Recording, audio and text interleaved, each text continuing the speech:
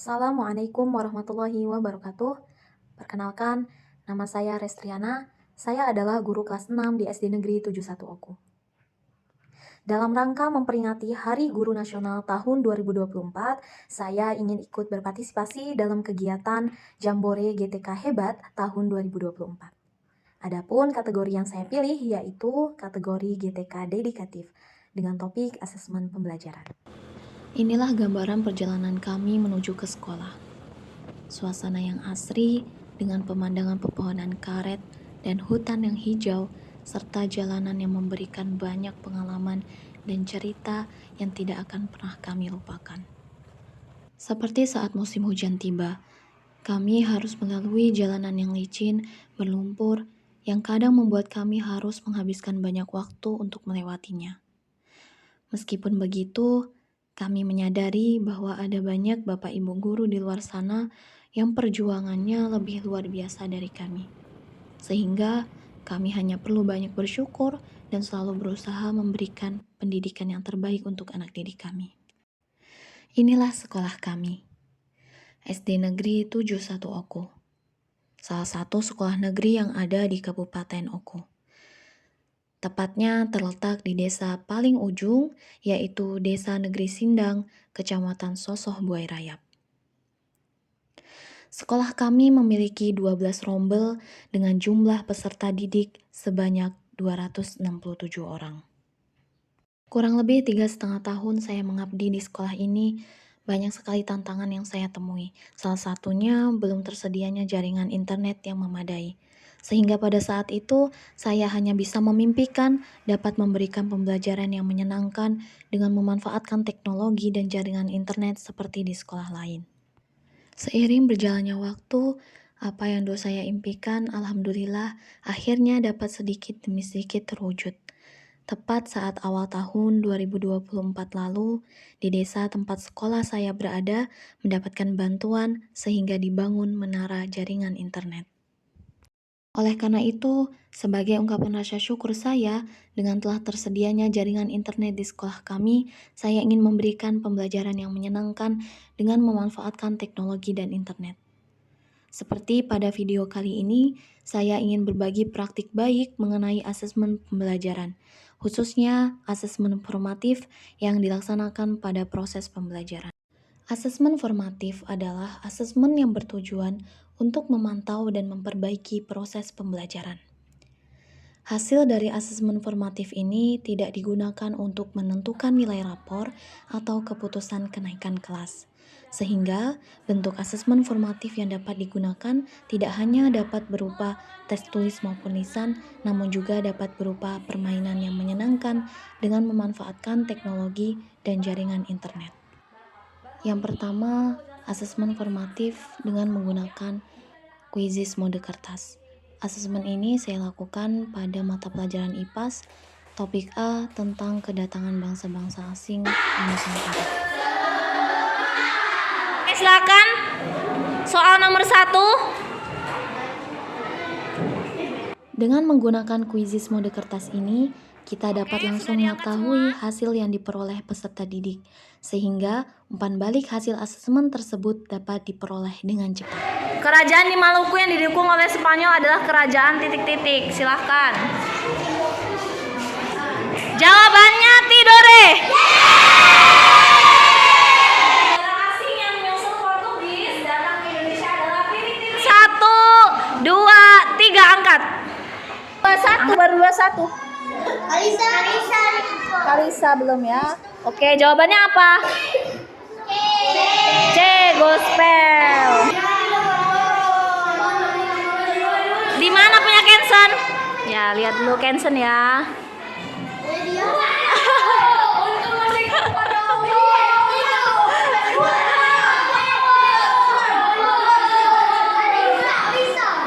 Bisa ya? Soal terakhir, siapakah tokoh yang menggagas politik etis? Silahkan.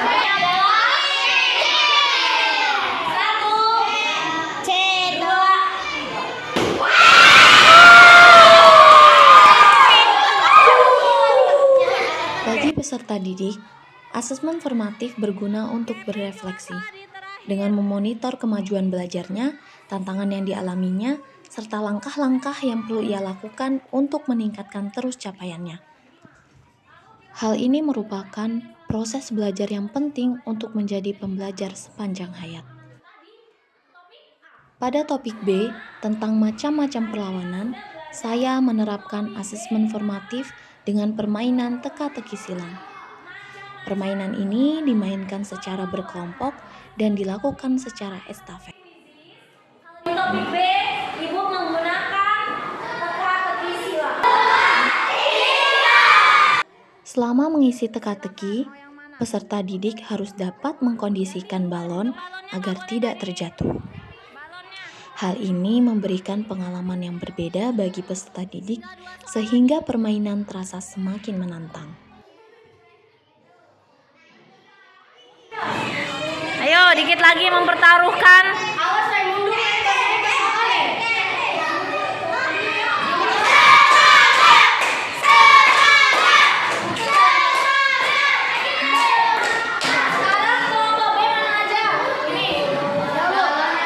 Bagi pendidik, asesmen formatif ini berguna untuk merefleksikan strategi pembelajaran yang digunakannya, serta untuk meningkatkan efektivitasnya dalam merancang dan melaksanakan pembelajaran. Asesmen ini juga memberikan informasi tentang kebutuhan belajar peserta didik. Dan terakhir, pada topik C, saya menerapkan asesmen formatif dengan menggunakan permainan ranking 1. Oke, siap semuanya? Pada tanggal berapa peristiwa proklamasi terjadi? 1, 2, 3, angkat. Gak boleh dilepas. Jawabannya adalah C. Gugur dua ya. Silakan kembali ke tempat duduknya. Maju lagi, Nak. Permainan ini dilakukan oleh semua peserta didik, dan peserta didik yang dapat menjawab soal sampai akhir, dialah yang akan menjadi pemenang ranking 1. Dengan penerapan asesmen formatif tersebut, saya berharap peserta didik dapat memiliki pengalaman yang bermakna dan kesempatan yang sama untuk merasakan pembelajaran yang menyenangkan dan bervariasi, serta dapat terbiasa merefleksikan proses pembelajaran yang telah dilakukan.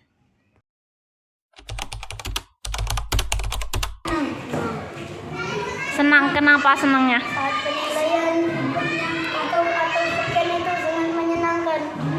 Jantung berdebar sangat cepat. Kenapa jantungnya berdebar sangat cepat? Deg-degan karena salah. Seru ya? Yang rasanya bisa diulang kembali. Oh, diulang kembali.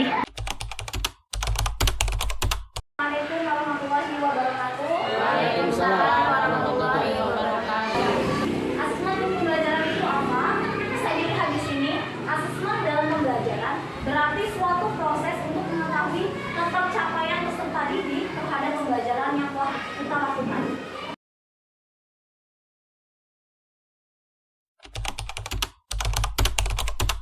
Ya, baik, terima kasih.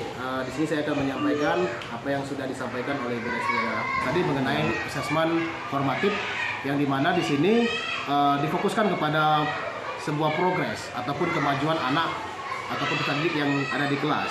Nah, di sini tujuannya jadi untuk melihat mengenai perkembangan anak, ya, yang ada di dalam kelas tersebut dalam mengikuti proses pembelajaran di kelas. Nah, sepengetahuan kita semua ya sebagai seorang guru, asesmen itu adalah sebuah evaluasi yang berujung kepada nilai, gitu ya.